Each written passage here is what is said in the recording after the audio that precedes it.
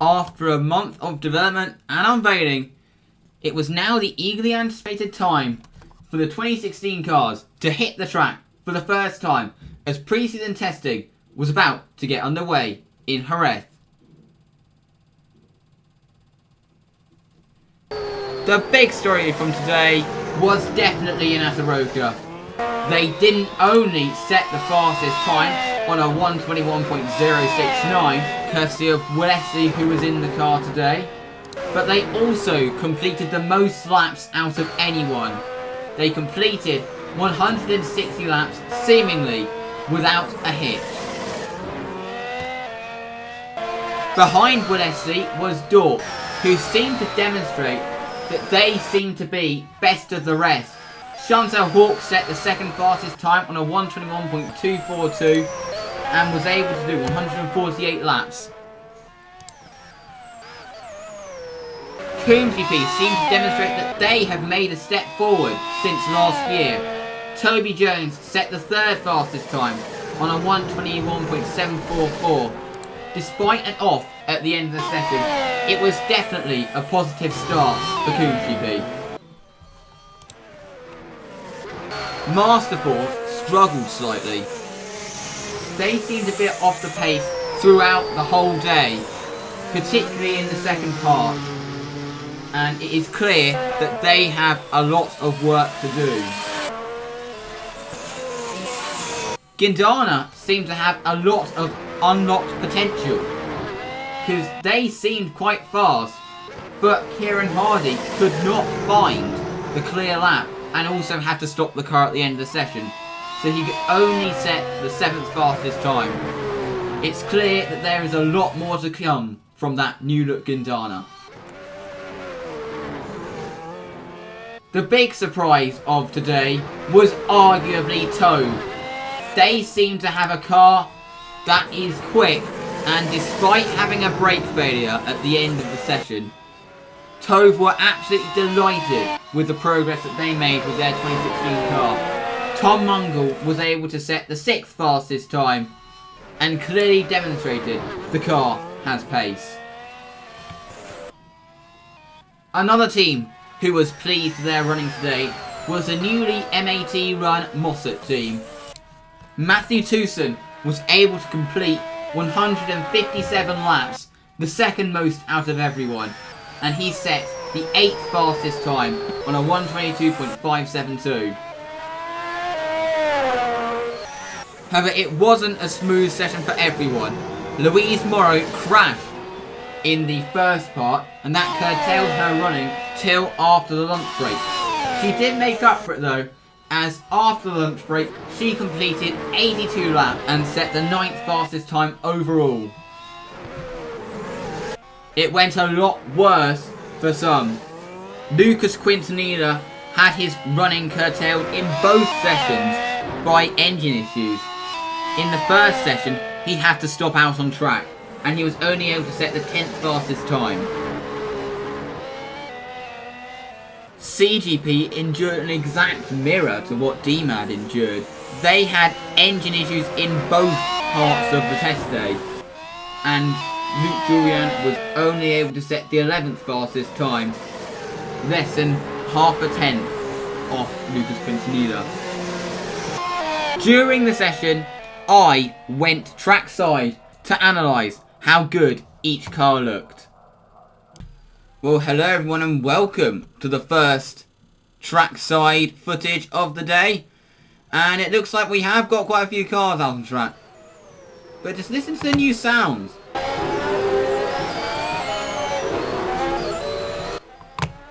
The cars are making a very different noise. Obviously it is the V6 turbo noise, but they don't sound bad, and I think the KSR have done a good job to make them sound accurate. But there's quite a gap on the track between here and next one. It's the HWR, so you can see the HWR of Louis Hyde going through. That means I believe we do have all 15 runners out onto the track. There you can see the speed tech of It was unveiled this morning. It's a very slick looking car, the SpeedTech is. Of course, there is the reigning champion. I think the camera just missed him. There is Toby Jones getting his first run in a Coombs GP car. But a very interesting start to testing. We don't know what tyres everyone's on yet. We will probably find out later when the runs come through. But a very interesting start to testing. So one other thing I've noticed is the difference in sounds. Just listen to compare. Actually, let's not wait. Let's wait. This is the Dork-powered M8 Mossad. And then here you have the YRT-powered DMAD. A definite difference there, isn't there? And there is another YRT-powered car. That's the RTS. But that is the end of my first trackside venture of today. And I will go trackside again later today. Here I am, trackside once again, with one of the best seats in the house. Because you can see here, they head into this left-hander, this long left-hander. And also, if you look to the right, you can see them go up towards the final corner. So this is one of the best seats in the house. But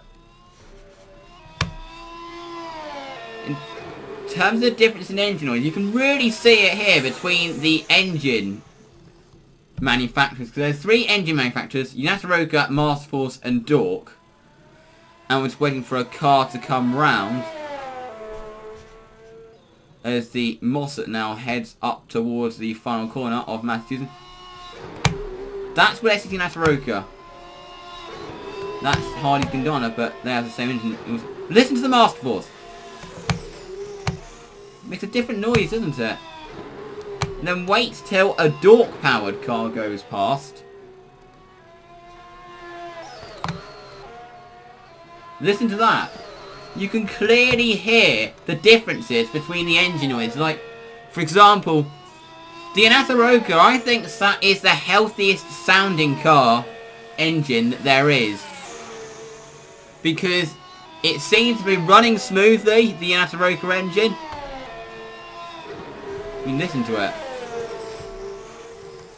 The Anatharoka engine seems to sound really healthy. It just seems to be just working in such harmony, especially off throttle. The Dork engine, when going into the corners, you can really hear the electrical systems, which are new for this year. You can really hear the electrical systems come into effect. You can really hear the electrical systems.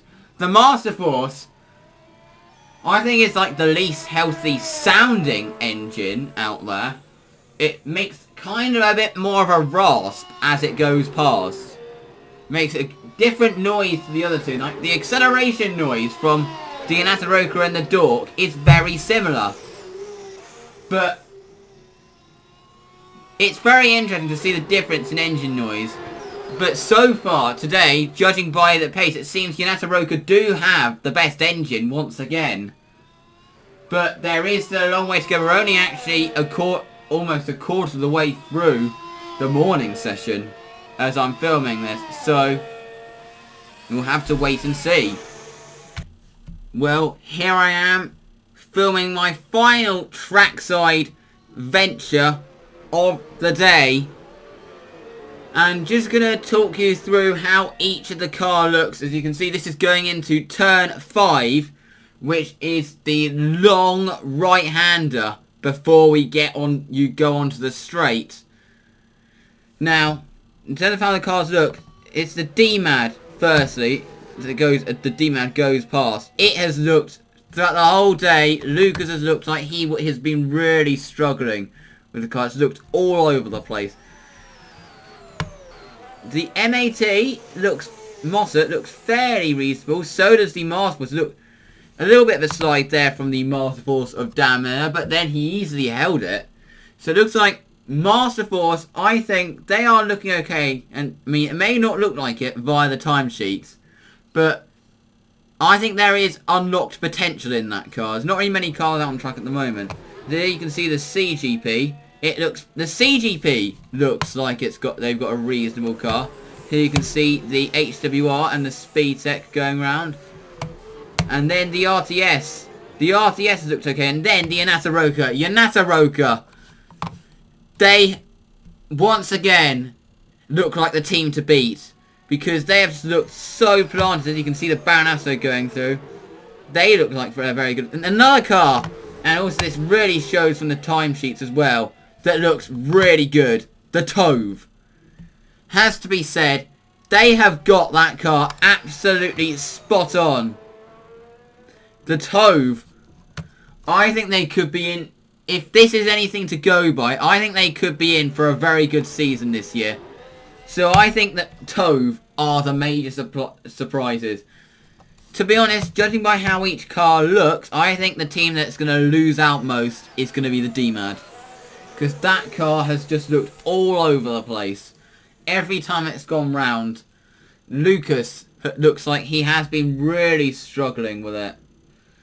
Anyway, that is the last of my trackside episodes of today. And we're going to join you in the pit lane once the session has finished. Where I'm basically going to do a roundup of how each team did. So the first day has come to an end here in Jerez. And now I'm just going to basically run down each team, basically Ted's notebook style. So I'm going to run you down it all from the order. Yanata Roka, 160 laps completed courtesy of Wellesley. He set the fastest time.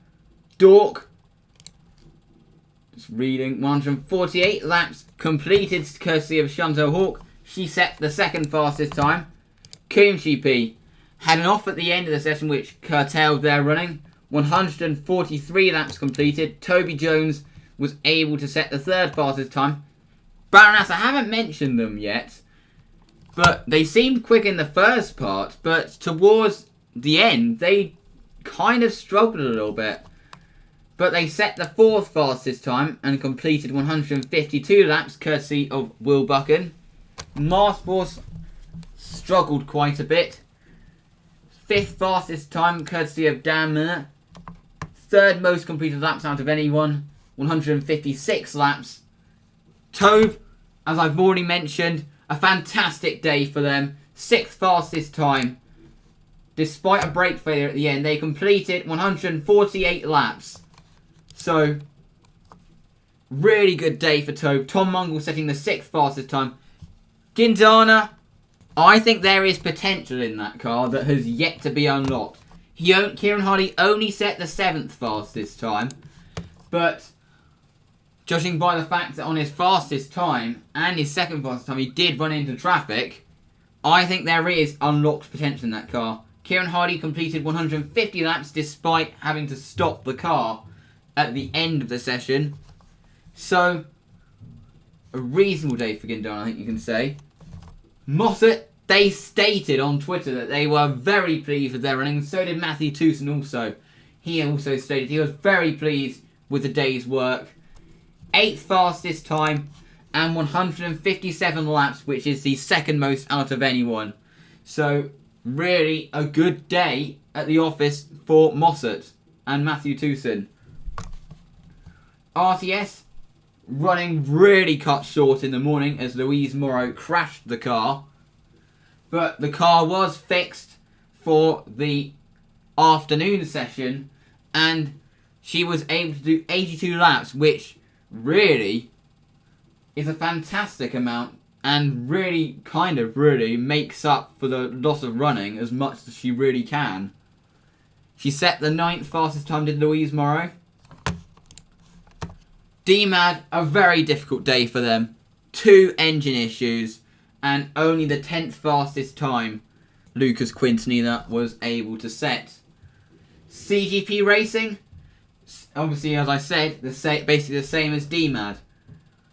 Only the 11th fastest time, which is a little bit off Quintanilla, but having 2 engine issues in both parts, or 1 engine issue in both parts of the test session, but nonetheless running curtailed in both sessions today, and he was only able to set the 11th fastest time. HWR, very quiet today. Louis Hyde was on soft tyres for the duration, we're hearing, and he set the 12th fastest time, but it seems that they have struggled to make a step forward from last year. Even worse can really be said for Speedtech, who were almost a second off HWR with Santiago Fernandez, but Speedtech are remaining upbeat.